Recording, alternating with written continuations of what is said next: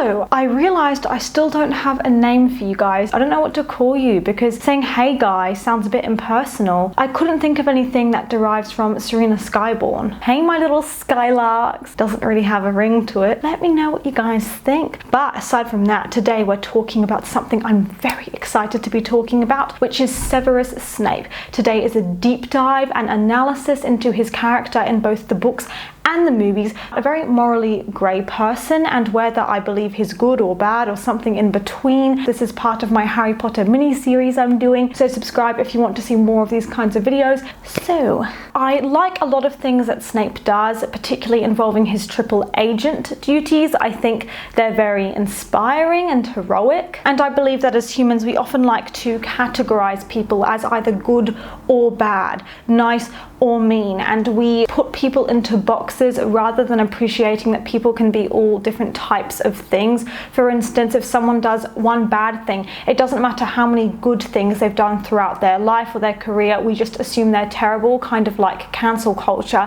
And likewise, if someone's always been really horrible but they do one amazing thing, sometimes we can forget about all of the bad stuff they've done, but that's not always the best method. If we had any doubts about whether J.K. Rowling's a good author or not, whether she's good at writing objectively, I think she is, because Snape's progression and the plot twist revealing his true intentions and everything is so well done, and what a cool idea, and she had it planned right from the beginning. There's this big paradox surrounding Snape because he wants to punish Harry for being James's son and he hates James, but at the same time he wants Harry to live so he can stay true to his love for Harry's mother. So he kind of hates and wants to keep Harry alive at the same time. The author said Snape is all grey. You can't make him a saint, he was vindictive and bullying. You can't make him a devil, he died to save the wizarding world. I think Snape's a great character. He's very well written, one of the best in the entire Harry Potter universe, but he's not a good person. He's not like this incredible charitable person. And I know the difference between what's good writing and what's actually being a good person. But let's start with his evolution, so what he kind of does throughout the show and how things change with him. Since the beginning, J.K. Rowling teaches us to hate Snape, to be scared of him, but then there's a big plot twist around the 7th book that really changes pretty much our whole perception of him and gives us so much context about his life and his backstory and all these things he was doing behind the scenes we just didn't know about. His relationship with Dumbledore, which was actually really intense and very communicative, we didn't know about. In Harry Potter and the Philosopher's Stone, Harry and Snape hate each other pretty much straight away, and Snape is always picking on Harry in particular, but other students too. Any student in general, to be honest, that isn't a Slytherin he takes issue with, but particularly Harry. He's like the primary antagonist of the first book. That's how well J.K. Rowling sets him up to be the bad guy, to be someone you distrust, because there's endless evidence. Just like Malfoy, you know, is going to be the bad guy, it's kind of the same thing with Snape, because Harry is actually convinced that Snape is trying to steal this very valuable stone and betray Dumbledore. Only the climax of the book reveals that Quirrell is the real enemy, and Snape was actually trying to protect Harry because, yes, he doesn't like Harry very much, but he didn't want Harry to die, and there were multiple scenes where he was actually saving Harry's life and Harry didn't know it. We didn't know it until the end, but in the movies it makes it way more obvious that Snape is there to protect Harry, and honestly, it's a lot harder to see Snape as a threat in the first movie because it's so obvious something else is going on, in my opinion, and they give more away, whereas in the books it was really convincing and it really did seem like Snape had something up his sleeve. Despite that revelation, Harry still doesn't like Snape very much, even though he appreciates that Snape wasn't trying to kill him, for multiple reasons, one of which being that Snape is not only mean to him, but he keeps projecting stuff onto Harry about what he thought Harry was like rather than getting to know Harry. You're just like your father, he'd always break rules too, even though he never bothers to get to know Harry. It's actually hilarious how many times they'll be talking to each other and Snape will be like, oh, you're just like your father, not realizing that Harry wasn't even raised by his father. Snape knows this, but he's not thinking about it. Harry was not raised by his dad, so his personality probably will be very different, and he doesn't know Harry at all because Harry's actually quite different from his father. They're all aware he's a bad teacher, but no one actually seems to be doing anything about it or pulling him up in it and saying no. In Harry Potter and the Chamber of Secrets, Snape has a more minor role, but he does help Gilderoy Lockhart oversee the dueling club, and he's actually the person to teach Harry the Expelliarmus spell, which is ironic because that's actually one of Harry's most useful spells, and he's kind of renowned for doing that spell because it doesn't hurt anyone, but it gets rid of their wand and makes them defenseless. But in Harry Potter and the Prisoner of Azkaban, Snape plays a much bigger role because he clearly hates Lupin, this new teacher who comes to the school, but Lupin seems to think that he deserves the way Snape's treating him because he regrets being a bystander when Snape was being bullied when they were younger. So you can tell that Lupin's like, well, I do kind of deserve this. I get why Snape's angry at me. Even though Snape is so incredibly rude to Lupin at multiple points, Lupin takes it and just lets Snape do whatever, which makes me so sad because I totally understand, let's say, if the bully James was at the school, Snape being really rude, but Lupin wasn't like the main bullier, and he says that he feels terrible about not stepping in to help Snape, or that he was just standing there watching. And I do think Lupin is overall a really good person. Yeah, he has a few shaky moments, but overall he's kind, and it just made me so sad to see people disrespecting him like that. And honestly, he has enough on his plate without Snape picking on him and making his working life a misery as well. Snape though seems to hate Lupin and think he's responsible for stuff, and he thinks that Lupin is helping Sirius Black to get into the castle. When Snape finds Lupin and Sirius, he's so angry that they're there because he thinks they're conspiring together and he was right all along, and he's like, I'm going to take you to the Dementors, have your soul ripped out by the Dementors, basically ruin your life. It's the worst thing that could happen to anyone, without handing them into the authorities first. So he wants to see them punished. He's vengeful, he's scary, he's angry, and he's screaming, and again, just not being like the calm, collected Snape we think he is. He's actually very reactive and just being extremely petty. I understand disliking them, but wishing so much pain on them is awful. And that's something I realized about Snape, is despite some of his good qualities, he's an extremely angry person. He's extremely bitter. He's just got a lot of hate in his heart. That's not the most healthy of things. My dude needs some therapy. Wanting them to suffer like that is so ridiculous, especially because Harry and Hermione and Ron were there saying, shut up, please listen. You don't know the context. Something else is going on here. Sirius hasn't done anything wrong, which was true. And Snape should have stopped and been like, oh wait, but he was like, shut up, get out of the way. He wasn't listening to them. And then Snape said to Harry, Harry, you would have done better to have died because you'd be just like your father. He's so arrogant, blah, blah, blah. And that's just an awful thing to say to a 13-year-old kid. And also listen, because instead of listening, he was getting increasingly angry at Harry. And then later on, when Lupin and Sirius don't get punished the way he wanted them to get punished and he's disappointed, he's thinking, what can I do to get back at them? Because he's so angry, stuff didn't go according to plan. So he gets Lupin fired from his job, which I thought was disgusting. I understand, let's say, if James started working at the school or Lupin started working at the school, being rude to them and staying away from them, but trying to get Lupin fired from his job is awful. Werewolves are discriminated against in society. Lupin was finding it hard to get a job. His robes were tatty. He wasn't eating well enough. He's lonely. Life's hard already. He's judged wherever he goes. You don't need all the school and all the parents to know that he's a werewolf. And in Harry Potter and the Goblet of Fire, Dumbledore comes to Snape's defense, claiming that although Snape had indeed been a Death Eater, which Harry finds out, he changed sides before Voldemort's downfall and turned spy against Voldemort. So he's saying we can trust Snape, and Dumbledore keeps saying this throughout the books, we can trust Snape. No matter what evidence comes up, Dumbledore's like, calm down everyone, I trust Snape with my life. And although we think, well, that might be true, it doesn't take away from what Snape's doing, because throughout all the books, he is such a huge bully. To people like Neville, he humiliates every day and treats so badly. Neville already feels inadequate because his grandma's harsh. He's lost his parents. His parents were tortured. They're not there anymore in the picture, so he's practically an orphan, and yet Snape bullies him like this. It's just so awful. And with Harry too, he's really awful. Like in the 4th or 5th or 6th book, Harry was making this potion. He actually did it well, and Snape was so annoyed he smashed the vial on the floor so he could give Harry a 0. And it's that sort of thing, but on repeat. In the Order of the Phoenix, Snape returns to a more prominent role in the books, working at the Order with Sirius and other members. So it's really awkward because he knows Sirius is innocent at this point. So you'd think he'd be like, God, I'm so sorry. I was trying to get you kissed by a Dementor, and actually there's a whole lot more to it, so I apologize. But no, he's just hating Sirius too and making jokes about how useless Sirius is, that he's got to stay in his house where he was like emotionally abused by his family. So very funny, Snape. And he's making Sirius get insecure. Sirius, you can tell, is thinking, oh yeah, I am useless, I am trapped up in here. And it may have been one of the reasons that Sirius died, to be honest, because he hates just sitting around. He gets restless. He is like an active, cheeky person.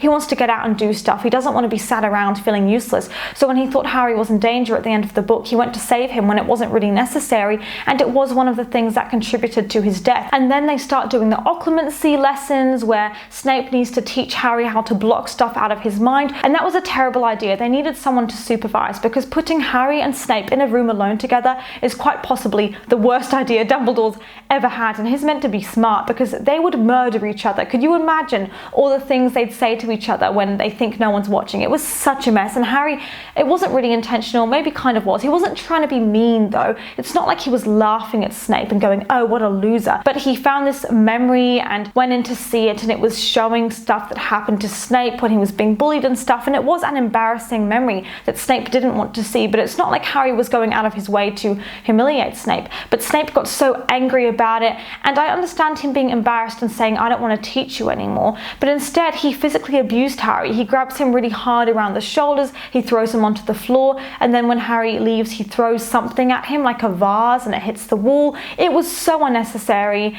And at a 15-year-old boy, you have to seriously be compensating for something if you feel like you need to bully actual children. Like, only the lowest of the low bully kids. I've met a lot of nasty teachers, and I think it's one of the lowest things you can possibly do as a teacher is to abuse a child or a teenager, someone who's young and developing, when you're in that position of power, because instead you could nourish them, you could help their confidence grow. Having a good teacher makes the biggest difference in the world. I know when you have a good teacher, it just changes so much, and it actually motivates you to revise. You want to do well for them, and it can actually really boost or break your confidence. So I feel very strongly about the matter, and I've always hated that Snape was such a bully. However, it is again a bit of a contradiction, because in the same freaking book, Harry went to tell Snape that something was wrong, that maybe Sirius was in danger, and then Snape pretended not to do anything about it because Umbridge was watching, but he did actually go and tell the Order what was going on. He told Dumbledore, he was alerting people, he was trying to get help.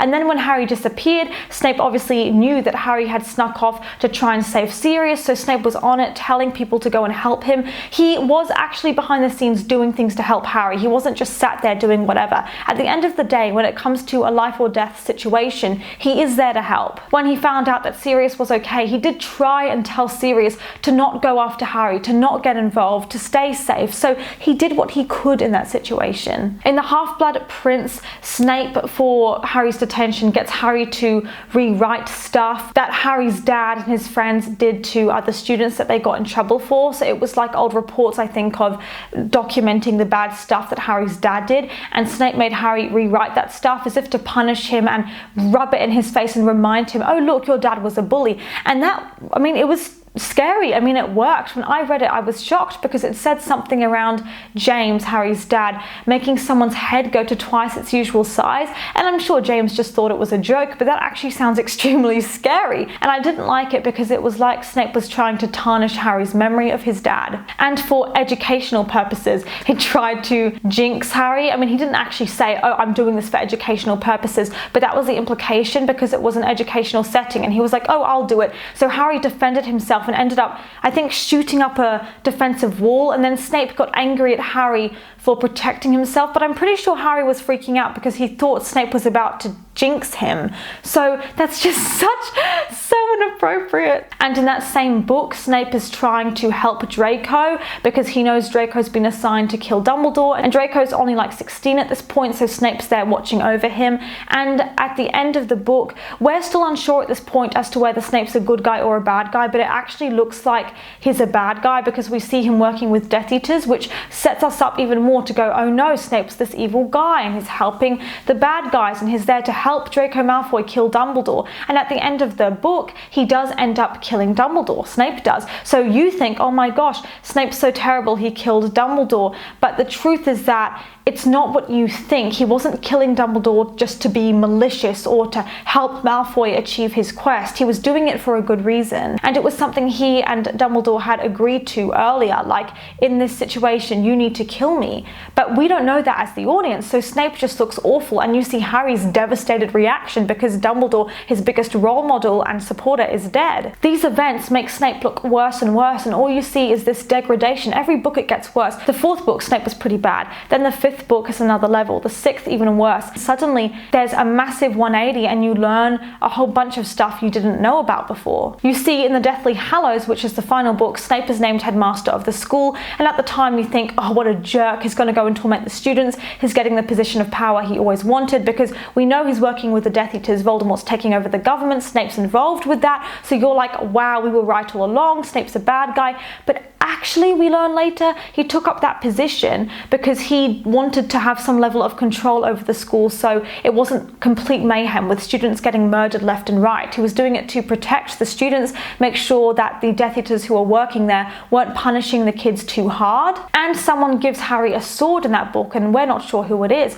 but the last person we expect it to be is Snape, who actually sent Harry that sword to try and help him. Voldemort kills Snape, and Harry knows something off is going on at that point. He's not fully sure that Snape's a bad guy anymore because he's seeing Snape die and he's like, something's wrong here. So as he rushes up to Snape, Snape seems relieved he's there because he wants to tell Harry the truth. So he gives Harry one of his memories so Harry can unlock it and learn everything. Something I always wondered is, why did he allow the snake to kill him? I mean, partly it was because it seriously took him by surprise, but also maybe in order to send Voldemort into the battle with a wand he didn't have full control over, because I think at that point there was this whole Elder Wand thing, and normally in order to have full control over the wand you need to actually beat the person in battle, but since he allowed himself to be beaten, maybe Voldemort's wand would be less effective, so that would make sense. I'm not sure, but it was pretty intentional. He didn't really put up a battle, and I'm sure he could have. He's very skilled at magic. So Snape releases this cloud of memories, and Harry dives into them and finally learns the truth about Snape. Snape befriended Harry's mum Lily when they were kids and lived near each other, and they actually became close friends, but as Snape got older, he was making his own spells because he's pretty intelligent, like Sectum Sempra, I think it's called, which makes you bleed everywhere, so it's pretty violent. But he did create other spells too that were positive, like a healing spell and stuff, so it wasn't all bad, but he does have like an aggressive side to him. Even when he's younger he has it. As a teen he has this interest in dark magic and power and Death Eaters, maybe because we know that he was like abused by his father when he was younger and his mum was negligent and useless, so for him, when he has this low self-esteem and he feels powerless, maybe this idea of joining the Death Eaters was appealing to him, like having that sense of being a part of a group, belonging somewhere and being powerful and dominating, and maybe he thought that if he achieved this, then Lily would like him and find him attractive. As he's becoming friends with Lily, you can tell that he genuinely loves her and she makes him really happy. He's actually positive when he's around her, and Harry's never seen anything like that because normally Snape's so negative, but Lily brings him out of his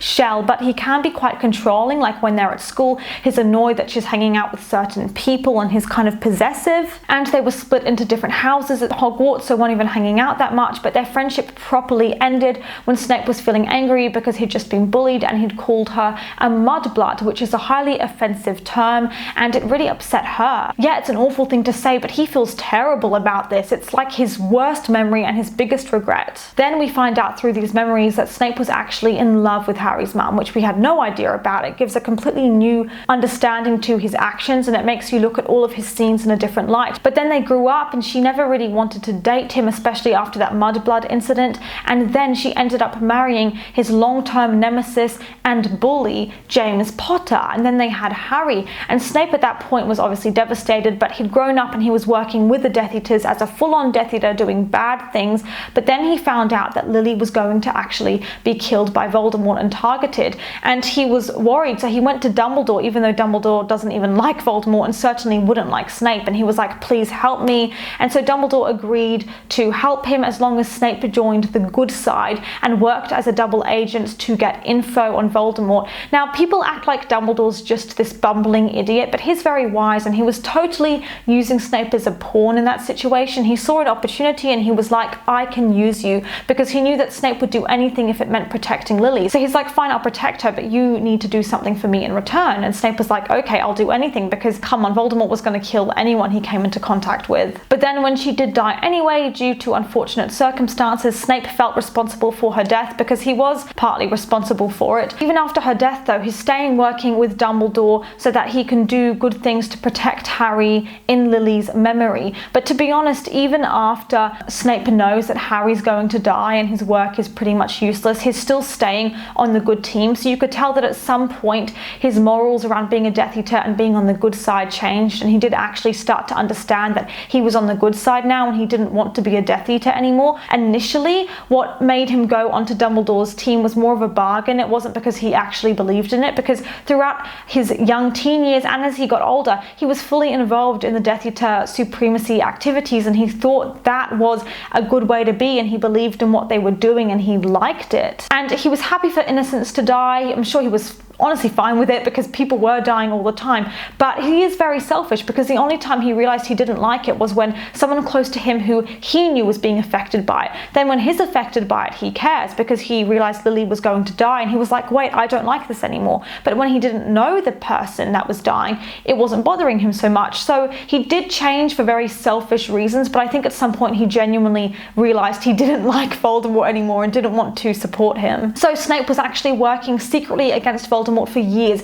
getting data, saying to Voldemort, oh yeah, I'll get data on Dumbledore for you, I'll pretend to be Dumbledore's friend, but I'll really be your friend. He was really working for Dumbledore the whole time, and Voldemort had no idea about it, and it was a highly dangerous, highly intense, highly stressful job because he had to be there hanging out with Voldemort, pretending everything was fine and pretending to be evil and wanting the same things that Voldemort wants, while all the time he's hiding his real intentions and working against Voldemort. At any point he could have been found out and tortured. Dumbledore had actually gotten really sick, and Snape had tried to prevent this curse from spreading and killing Dumbledore, but Dumbledore didn't have long to live, so he had asked Snape to kill him. So in the 6th book, we thought Snape was just a bully killing Dumbledore, but in fact, Dumbledore had asked Snape beforehand to kill him so that way, Draco wouldn't have to kill Dumbledore and tarnish his soul, and it would mean that Dumbledore could die peacefully without a long, drawn-out, painful passing. So Snape didn't even want to do it, by the way. He was not a fan of it, but he did it because Dumbledore asked him to. He wasn't enjoying it. Basically, Snape was more of a hero than we realized, and he did do a lot of good things as well as bad things, and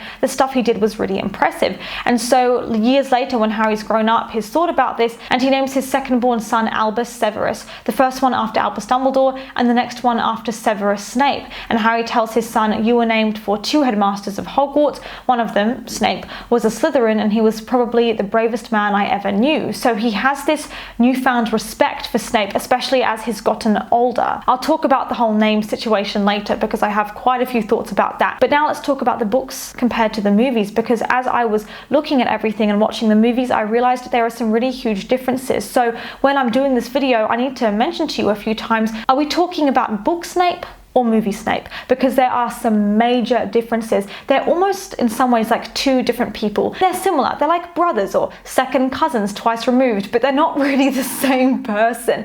And a lot of people, maybe who watch this video, will only have read the books or will only have watched the movies, and the result is that you could have completely differing ideas about Snape because you assume that he's the same in the books that he is in the movies. Please be aware, if you're making a judgment about Snape, make sure to clarify, are you talking about the book version or the movie version? Because I believe they are very different. So let's talk about that. People who read the books tend to idolize him less because they see all of his bad moments. The books are drawn out, so you see every nasty comment, everything. Whereas in the movies, there's a few mean comments here and there from Snape when he's bullying kids, but not a whole lot because they can't include every single scene. They've got to choose the most important ones. Snape is not the main character, so you're only going to see certain scenes, and that's fine, but the unfortunate result is that whole chunks of the stuff that Snape does is just missed out, and he's a lot more underdeveloped, whereas in the books we saw like every scene. In the books he can be actually really lame and irritating because Harry's doing something and then Snape pops out of nowhere trying to ruin his life, and you as the audience keep getting this sense of annoyance like, oh my god, there's Snape again ruining everything. Whereas in the movies, the actor especially emanates such confidence. He's like a badass and he's funny and impressive somehow, but I never got like impressive, cool vibes from him in the books. On the page, he's very aggressive and he lets his anger get the best of him a couple of times. He lets his rage out, and when he yells and it's really ugly. He's like a child having a temper tantrum, whereas in the film version he was much more contained and mastering his emotions, holding back, and again, people like it because it shows this sort of confidence that he's got stuff under control. And I do believe there was some sort of misunderstanding or something, because the actor who plays him said that he knew that Snape didn't shout really ever, so he was aware of controlling his voice as Snape. I don't know where he got that information. Maybe the director told him something that was wrong, but it was never like that in the books. Aside from Harry and maybe Molly Weasley, Snape is actually very shouty when he gets riled up and very aggressive. Alan Rickman's portrayal was honestly breathtaking and amazing. He's such a legend, and I'm sure it was intentional, but he didn't have the cruelty and the meanness and the evilness that Snape has in the books, where you just detest him with every ounce of your being for the way that he's treating these kids, mocking students, making fun of them, teasing them about stuff in a really mean-spirited way. And a lot of that is just cut out of the film, so you don't see his like sarcastic, belittling, condescending comments that he's making throughout the whole book series. And in the movies, actually, if he's being mean, it's turned into a comical scene. Like when he hits him over the back of the head, it's funny. Like the way he does it is funny. Like he grabbed Ron and Harry and pushed them onto the desks or something. It was funny. Like it was hilarious. Another time he told Hermione off and called her a know-it-all. It was made into a funny scene because Ron agreed with him and was like, well, I mean, he's not wrong, Hermione is a know-it-all. It's funny. So it really makes it hard for you to take Snape seriously and hate him because it's hilarious. So if you've only watched the movies, I can guarantee you'll have a way more positive viewpoint of Snape because he was intentionally made out to be a better person than he was in the books. In book 1, Harry first meets Snape and Snape gives him a really ugly look where Harry's like, whoa, that guy hates me so much. We've only just looked at each other. On screen, Snape just gave him sort of a piercing, thoughtful look. It wasn't that aggressive, and then he looks more concerned when he noticed Harry's scar is hurting and sort of suspicious, which just doesn't give off bad guy antagonist vibes. And in the Half-Blood Prince, in the film, it's kind of anticlimactic and Snape quietly says, I'm the Half-Blood Prince. Whereas in the books it was different. He got so angry when Harry tried to use Snape's own spell he'd invented against him. He was saying, how dare you use my own spell against me? I'm the Half-Blood Prince, blah, blah, blah. And it was much more intense, whereas in the movie it was much more calm. In The Prisoner of Azkaban, in print, in the books, it's different. Snape is a real jerk. He gets Lupin fired. He's really awful trying to get Sirius and Lupin to be attacked by Dementors. Whereas in the movie, it's more like he's panicked because he comes in. He thinks, understandably, that Sirius and Lupin are bad guys because Sirius is apparently the serial killer, so he's having a normal human reaction that's totally understandable. And it's not even revealed that he got Lupin fired from his job at all, so he seems way less vindictive. And when the werewolf attacks them, Snape jumps in front of the kids with his arms outstretched as if to protect them, responding in the way you would respond in a situation like that. And in terms of just the presentation of the character, book Snape is only 31 when we first meet him, so quite young, skinny, quite ugly apparently, with straight hair which hangs in curtains, yellowy teeth. In the movies he seems a lot more confident. He doesn't have yellow teeth. He's not as young. He's emotionally oppressed and holds back his feelings. He pre-calculates what he wants to say. Also, in the 7th book, Snape made it clear that after all this time he didn't like Harry. He was only doing it for Lily, and to prove his point, he had a Patronus that is her Patronus jump into the air as if to say, I'm doing this all for her memory, not because I care about Harry. In contrast, in the movie, Dumbledore's like, do you care about Harry after all this time? Maybe you've grown to care about him. And Snape doesn't say anything. He doesn't respond, and then he releases the Patronus that looks like Lily's Patronus. That is very different, that small change, because that implies that he actually does care about Harry, maybe, because he's not responding, so how would you know? And they add in this scene to humanize Snape in the movies where you see him cradling Lily's dead body and crying, and the baby's crying in the corner, and it's devastating. That scene wasn't even in the books that did not exist. Can I just point out how weird it is that rather than cradling the crying baby, which has been there for probably like an hour by itself, he's cuddling Lily's dead body? I know he loves her and he's shocked to see her there dead, but the baby's gonna get traumatized. Additionally, one of the big changes is that in the movies, Snape found out the family was in danger, Lily, her husband, James the bully, and Harry the son, and so he said, hide them all, you know, keep them safe, which makes him seem empathetic, like he's devastated, Lily's gonna lose herself and her whole family. Whereas in the books, a point was made that Snape is still just as selfish and narcissistic as he's always been, because all he cares about is having Lily be safe. He's like, I don't care if the baby dies, if the husband dies, if they're sacrificed, whatever, as long as Lily is safe. And Dumbledore says, you disgust me. So you don't care what happens to her family as long as she's safe, basically for your selfish gain, for your happiness.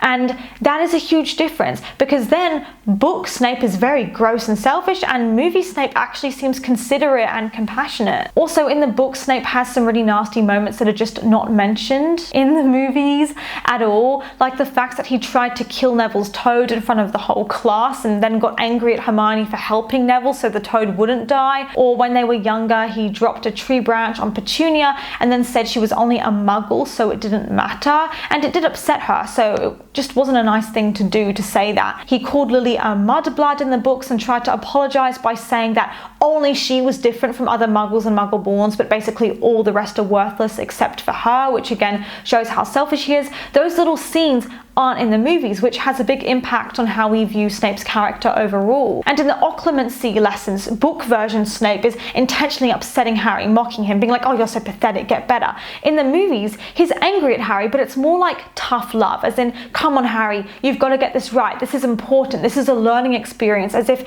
he's being a bit rough, but he's doing it because he actually wants Harry to learn something. The two scenes translate very different. When I see movie Snape, I know he's a bit mean, but I root for him. And again, they can't fit everything in, so in the movies you don't see him emotionally traumatizing Neville. So Snape actually seems overall like not a bad guy, just a bit strict and a bit negative, whereas in the books he is an actual bully. He's horrible, and it's not like that in the movies because you don't even see Neville interacting with him. Maybe one or two scenes, but not enough to actually get a gauge of how badly he treats Neville. Before we get into some heavier stuff, just give yourself a break, jump around a bit, we'll have a little intermission and then keep going.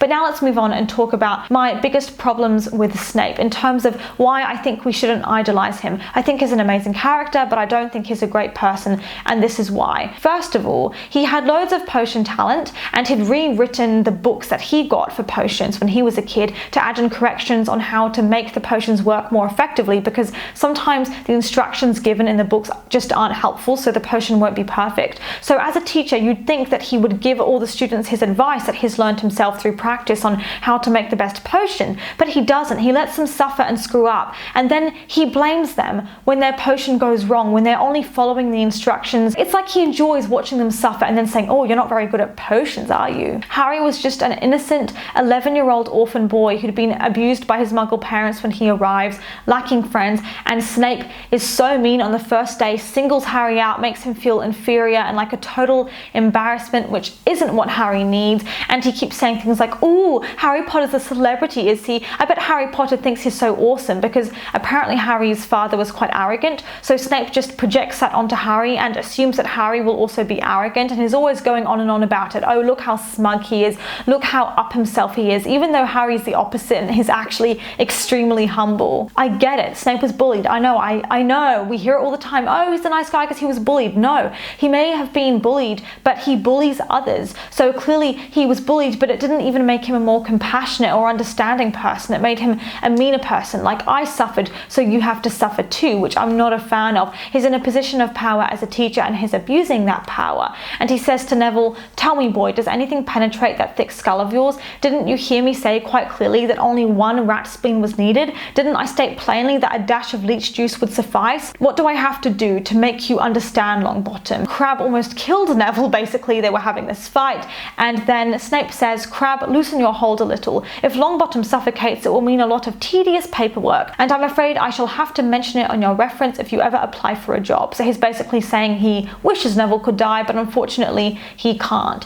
And Neville with the boggart said that his greatest fear in the world is Severus Snape, his teacher, which is so depressing. Maybe Snape hated Neville so much because of that whole prophecy situation. He wished Neville would have died because it meant that Lily and James would still be alive and happy, so he's like resentful that Neville wasn't the one to die, but that almost makes it worse that he'd be wishing death upon Neville. That's the only explanation I can think of as to why he hates Neville so much, and poor Neville wouldn't understand that, and it's not his fault. Snape also loathed that Hermione was so smart and so willing to participate and answer questions during class, which maybe makes sense because we know that Harry's mum was really into potions and really good at them, so maybe seeing Hermione being so good at potions brings back uncomfortable feelings for Snape because Hermione reminds him of Lily. But even so, he calls Hermione an insufferable know-it-all, and when Hermione was hit with an engorgement spell, her teeth grew really huge and became too large for her face, and then Snape said that he saw no difference, as in her teeth were always that big, which was such a mean thing to say, and it made her cry. And another thing that I can't get behind with Snape is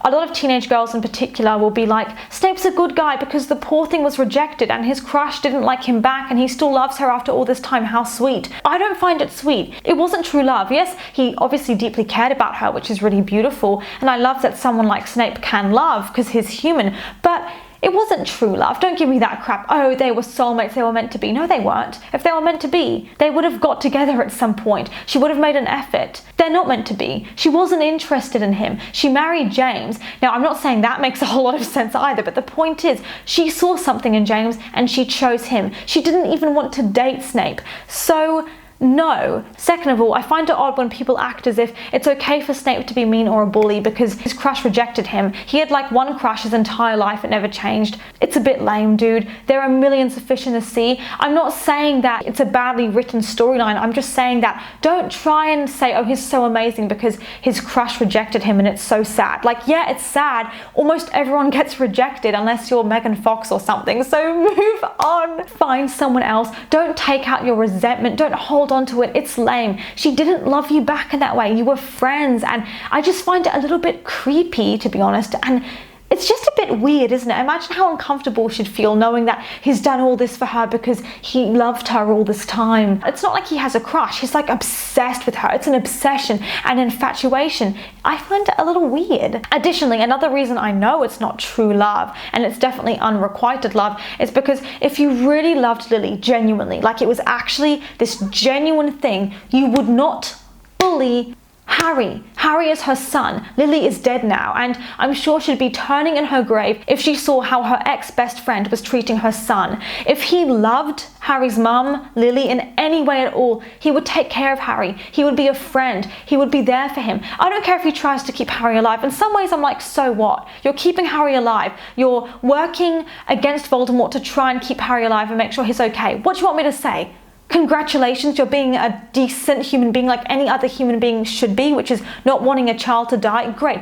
Honestly, you win the gold medal. Thank you so much for not letting Voldemort murder this actual child. How compassionate. Anyone could do that. It's not special. Second of all, he would nourish Harry and look after him if he loved Lily. He would be a friend because yes, he's not letting Harry die, but in the present moment, while Harry's here on this earth, while Harry is alive, Snape's not making his life any better. He's worsening it. So you know what? Harry may as well be dead. You know, what's it to you? Because while he's here, you were not enjoying the time you have with him and just being there for him, being a good teacher, helping him if he needs it, making him feel supported. Also, he constantly favoured his own house, Slytherin. I get it because Dumbledore does the same thing, but it's to the point that it's like he hates everyone who isn't a Slytherin, and he would let Malfoy off so easily. Like, Harry would do nothing and he'd get angry at Harry and blame him for everything and assume, like, any prank that happened in the class, oh, Harry's responsible. But then when Malfoy's being disruptive or later annoying, he never calls Malfoy out on it. Finally, I want to say, I know Snape was bullied, but I think it's so lame when people say Snape is the best person ever. He's so kind, he's so amazing because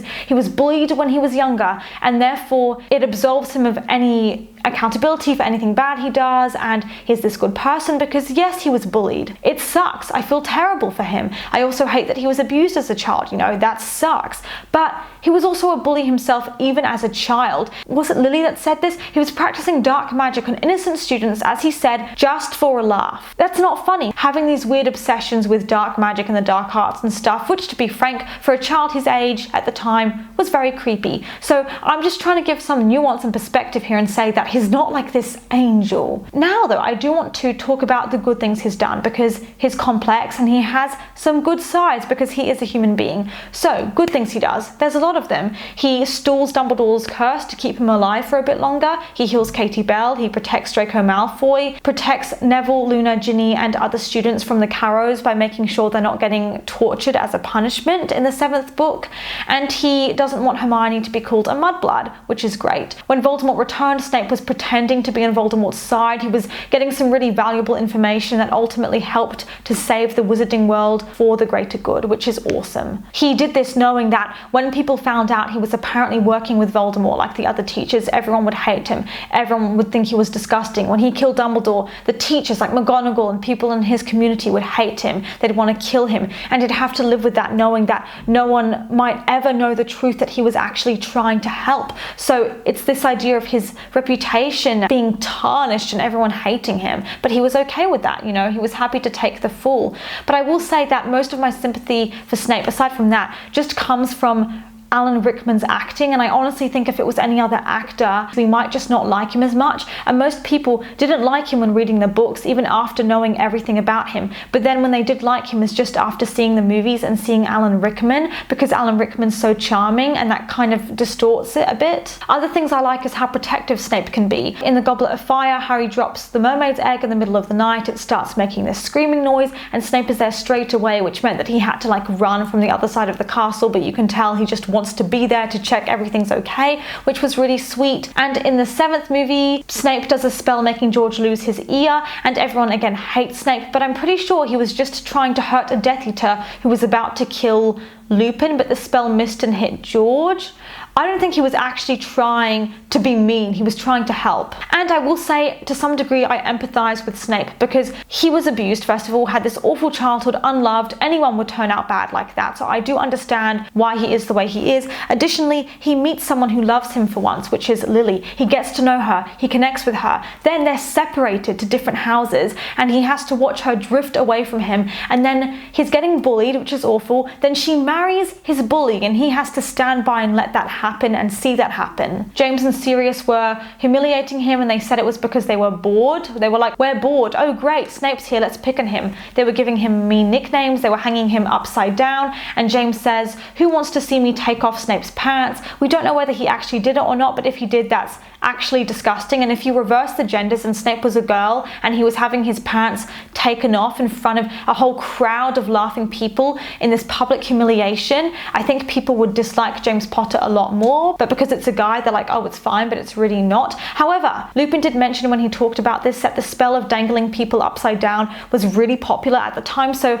honestly, everyone in the school hallways was being hoisted upside down by the ankle. So it wasn't like this unique thing. But the one thing that wasn't common was taking off people's clothes and humiliating them, making them spit out soap buds or whatever it was that was happening. And I know that Lupin mentioned that it was this mutual thing in the sense that it's not like Snape was minding his own business, being cute, and James was coming up and attacking him. Apparently, Snape would go and randomly, unprovoked, attack James just as much as James was doing it to him. It was this toxic, ongoing back and forth, whereas it's very easy for us, I think, to say, poor Snape, he was just living his life and suddenly James came up and started bullying him. I saw Snape look at James, single him out and go, I don't like that guy. And so he was not asking for it, that's not what I mean at all, but he was triggering James. He'd be like, well, really, you think that? I disagree, how lame. He was engaging in that conflict. It's not like he was avoiding it. So I'm not saying he's to blame, but I'm saying there's more to it than we realize, and it was more mutual than we realize, in my opinion at least. Finally, I will say though that I do feel bad because he came to school with these tattered clothes clothes. Everyone would have been wondering, why is he so poor? Because we know how poor he is, which sucks. No child should ever grow up in poverty. And maybe if he had a more loving family, he wouldn't be so damaged. And that's the reason why I don't believe that you can say Snape is objectively bad. I think he has good sides and bad sides. Overall, is he a great person? No, but he has done a lot of really good things and he has a lot of really good qualities. This was in both the movie and the books, to be honest, but I see a lot of parallels between Snape's love for Lily and Draco and Hermione, because Snape hurts Lily's feelings by calling her a mudblood, the same way Draco called Hermione a mudblood. And with Snape, you can tell that he feels really bad that he called Lily that, but he can't help but be prejudiced against anyone like her, which is what she says, you know. So you're saying that everyone else like me is bad, but I'm the exception. And I could sort of see a similarity there between Draco and Hermione, because I always had the feeling that he sort of had a crush on her. I'm glad they didn't end up together, obviously, that would have been awful, but I got the feeling he kind of liked her, but he was resentful about his own feelings towards her, and he didn't like the fact that she was Muggle born, so he felt like he needed to pretend he didn't like her. I could just see a parallel there, and I think J.K. Rowling even said herself that Draco had a crush on Hermione. I just realised, how terrifying is this? There must be hundreds of Wattpad stories of good girl falls in love with the bad boy, Hermione and Draco stories, because they're literally that stereotype. Oh my god. I've got to talk about this in my Draco analysis if that's something you want to see from me, but oh my god, why is it that I ship these two together? That's so deeply wrong. I would pay to see that love story play out on the big screen, but anyway, let's go back to the topic of this video. Now I just want to talk about a few of his key relationships. Number one being the James Potter versus Snape debate. Who's good, who's bad? Because I didn't know this until I started researching, but there was a whole lot of controversy around who was to blame in that situation. I can't tell you who's the better person. It's written that Snape's only true love is Lily and he pretty much hates everyone else, whereas James has a lot of loving connections with a whole bunch of people. He was working for the Order of the Phoenix when Snape was a Death Eater, so James has got some good qualities. That's a fact. That's something we don't need to guess. We know that's true. But I will say it seems really unfair to compare Snape to James. Snape is in every book. We see him. We know what he's like. We see Harry grow up and look at Snape differently, interacting with him. Harry doesn't even know his father James. James is dead. All we get are the occasional third-person mentions and a few brief flashbacks. We do not see nearly enough of him. We haven't seen what he's like as an adult. We don't even know. We're just going off people's opinions and stuff, and a few brief scenes with him as a ghost or something. It's not enough to judge. And Snape obviously kind of had this redemption process in some ways throughout the novels with his investigative work, whereas James doesn't get an opportunity to do that. We don't know whether he redeemed himself or not, or whether he was really sweet and mature as an adult. We don't know because we don't see him. James did do some good things. He knew that Snape was going to be killed by Lupin the werewolf, so James risked his life to save Snape, which he didn't need to do, whereas Snape was very happy to leave James to die and leave Harry to die as long as he got Lily. So I will say clearly James has some good qualities, although Snape did say that he felt like the only reason James saved him was so that he wouldn't get in trouble, basically, and he did it for himself. But who knows, maybe Snape's just saying that because he loves to demonize everything James does. Maybe it's the opposite. Maybe James genuinely was so scared and wanted to help Snape, but Snape was too biased and negative towards James to understand that James was trying to help him. And I can't judge who was the better person. I don't know, and I think it's really mean to judge, because Snape I know so much about. I've seen him in action. I've seen him at his ugliest, and I've seen him at his best. With James, all I know is that Harry hero worshipped him for a while, then found out he had a bully past, and then as an adult in his 30s, maybe he was really lovely, who knows? In the memory, Harry saw James attack Snape, right? We see in this memory James bullying Snape, and it really upset Harry, but the truth is, we don't know the context. What was the lead up? What happened before this scene? Maybe Snape had always been bad-mouthing James, and so it was a pushing point, or maybe, like Lupin said, there was this mutual attacking, and Snape had been really mean, and so James retaliated. We're missing 95% of the information. It's possible that James had heard Snape going on about his creepy Death Eater stuff and supremacy and mudbloods and saying gross things like that, and then James was like, ew, this guy's gonna grow up to be a serial killer or something. Let's mess him around a bit. He's a creep. We don't know. I'm just saying, I'm not saying it justifies it,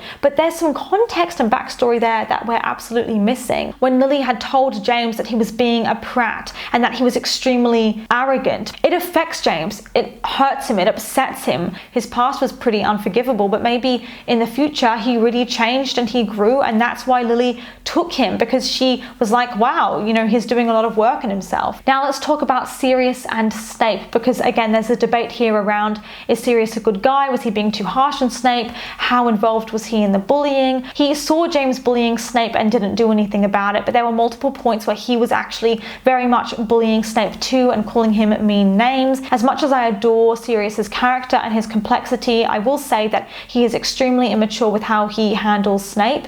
So Sirius tried to straight up murder Snape when they were in school, because he convinced Snape to go down to the Whomping Willow where the actual werewolf was, which is such an awful thing to do. I don't know what provoked him to do that, but that's just disgusting. And even in the future, as an adult, he's making these jokes that Snape deserved the bullying, and he's still saying what an idiot Snape is, still doesn't like him. And the way they interact as adults is honestly cringy, because it's obvious how little respect they have for each other after all this time. After Sirius dies, Snape doesn't even care, which hurts Harry's feelings. So basically, Snape and Sirius cannot get past their initial way of reacting to each other. They're in these habits of how they treat each other, and they cannot break that cycle because they're so used to it.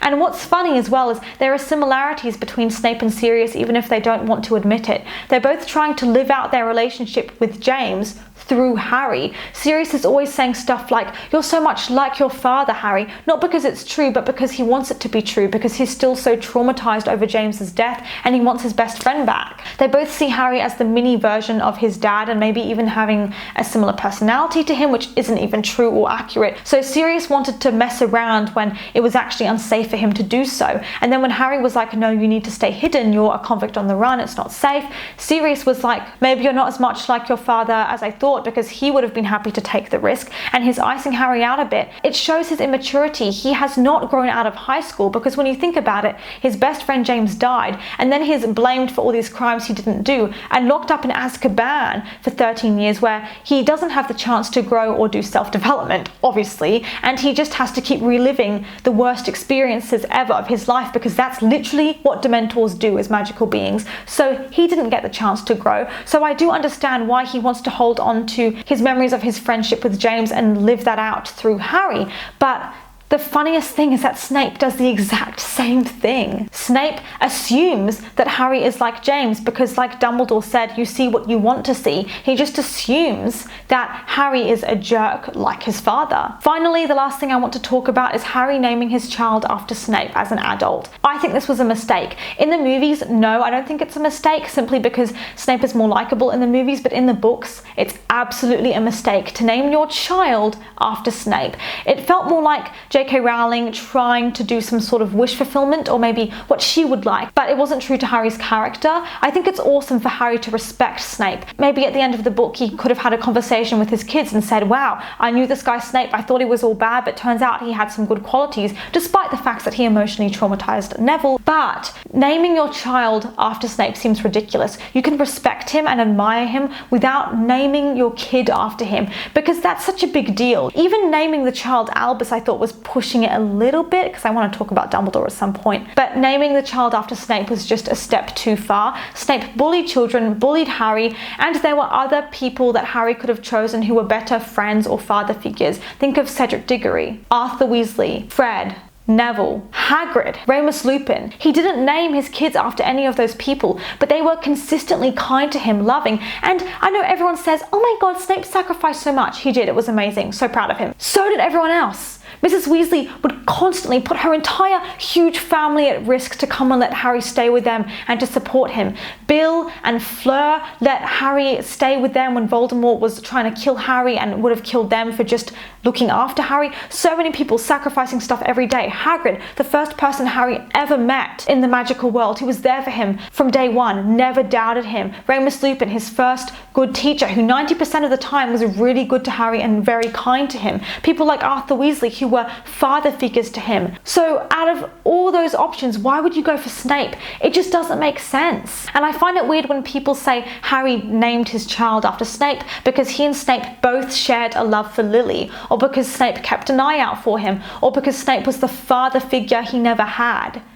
I mean, Hagrid's the father figure he never had. Arthur Weasley is. How is Snape a healthy father figure? In fact, he seems the opposite of a father figure. He seems resentful that Harry wasn't his kid. Like, you were the child I could never have. Lily didn't have kids with me, so you're the product of her love with someone else, so I really dislike you. It's something completely different. Basically, in summary, I think that he is a multifaceted character. I think he's morally grey. I personally wouldn't want him to be my friend. He seems very negative and uptight. One of the things that really bugs me in particular for some reason is how he treated Harry and Neville. Just anything involving being mean to actual children is not okay at all, especially because it wasn't necessary. Voldemort hadn't asked him to bully Neville and Harry. There was no reason. Voldemort wasn't there watching. He could have been kind to them and he chose not to, and there was no reason for it. But I do respect all of the amazing sacrifices he made. I do respect how brave he was, and I think it's beautiful that despite how messed up he is, he still loved someone because, like I said, he's a human. He has feelings. He's not all good or all bad. But at the same time, idolizing him seems a little creepy, especially because there are so many other genuinely kind characters to idolize in the Harry Potter series. But let me know what you think. Make sure you subscribe and click the bell icon, and then also you get all notifications. Follow me on Instagram, and I will see you guys for my next video.